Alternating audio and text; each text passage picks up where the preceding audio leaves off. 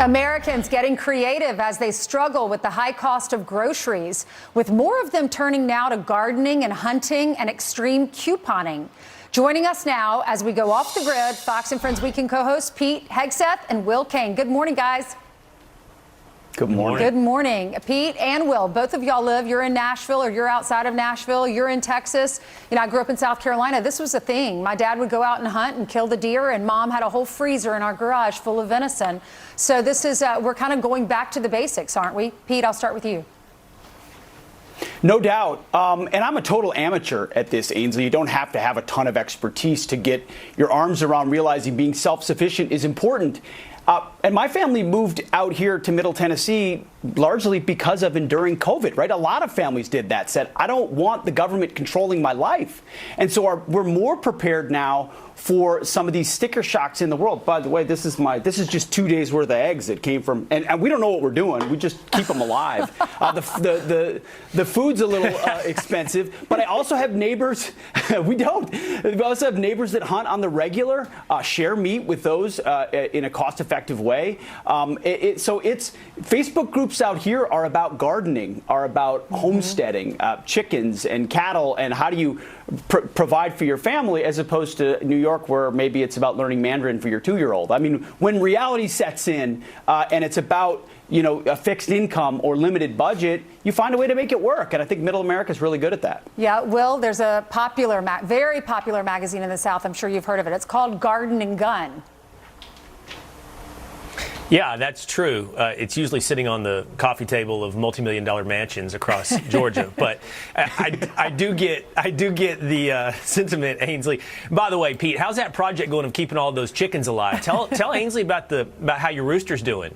Tell Ainsley about the encounter your rooster had with a 9mm and a shovel. Oh no.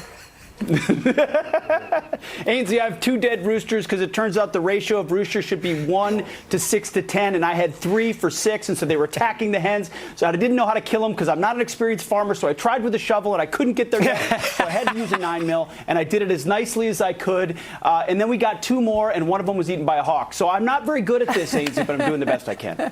Will, what do you think about these numbers? Keeping those chickens. Will, America spent keeping those chickens alive. You're right. America spent 11.3% of their disposable income on food. That was in 2022.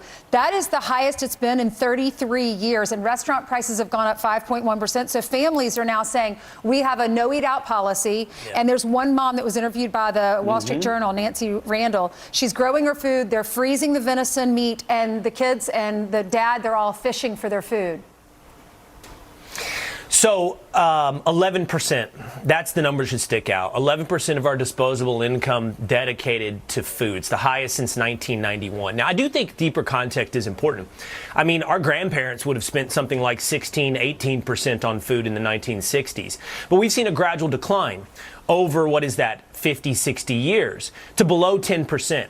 Now, that's a sign of a healthy economy. That's good. That's capitalism at work, reducing the price of goods. And if you saw that graph, it's not gradual anymore. There is a spike over the last 2 to 3 years, as Pete pointed out, since COVID. And that should be the biggest indictment of Bidenomics. The fact that we are spending more on our necessities on food, up to 11%, is a nail in the coffin for Bidenomics. I will say this, okay? Ainsley, you said, you know, your parents had a freezer full of venison. I know what you're talking about.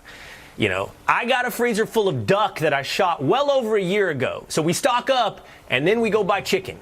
So I'm just telling you, yeah, I'm not saying we don't eat venison and we don't eat our duck, but, you know, what we all have is a freezer full of wild game. When are we going to have bellies full of wild game? Yeah, I mean, all of our moms, they grew up, their parents were products of the Depression. So my mom would be able to open the refrigerator and then cook our meal depending on what foods she had. She was a couponer too. So people are hurting right now. We're going back to the basics. Guys, thank you so much.